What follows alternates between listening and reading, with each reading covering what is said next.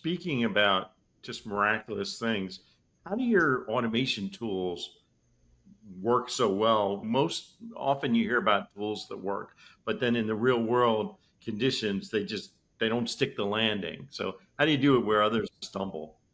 So I think it has to do with our very narrow focus, and I'll let Matthew chime in a second with this if you want to add anything in addition. But we are exclusively focused on web automation, right? So there's a broader space called RPA or Robotic Process Automation, which handles desktop automation and became very popular over the last few years with some big successes. But those tools were built specifically to automate on very contained systems that people controlled, healthcare, banking, things that haven't changed in 20 years. And it was a way to get information through those interfaces back into an API format so they can interact with other more modern applications.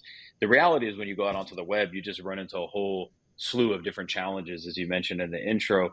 And we deeply focus on those challenges. That's all we focus on. If you said, can you automate filling out a spreadsheet for me or send in email or completing a Word document, we don't touch that. The traditional RPA does. So we're just very deep and narrowly focused. However, there's a lot of work that needs to be done in that area because web automation is its own animal that needs that. I'd say even essentially we take a completely different approach from RPA, where RPA is desktop environment that does not change a lot. You control the updates, you control your browser on your desktop, but once you are on the web, all those browsing companies updating their browser every month, accelerating that, new protocols, new security layers, and changes on the websites that you don't control, but you still need to access those websites, no QA environment.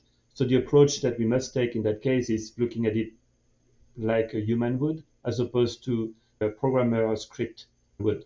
And so basically, Wildy is looking at websites like you would explain to someone standing next to you, as opposed to how you would program it into some traditional scripting language.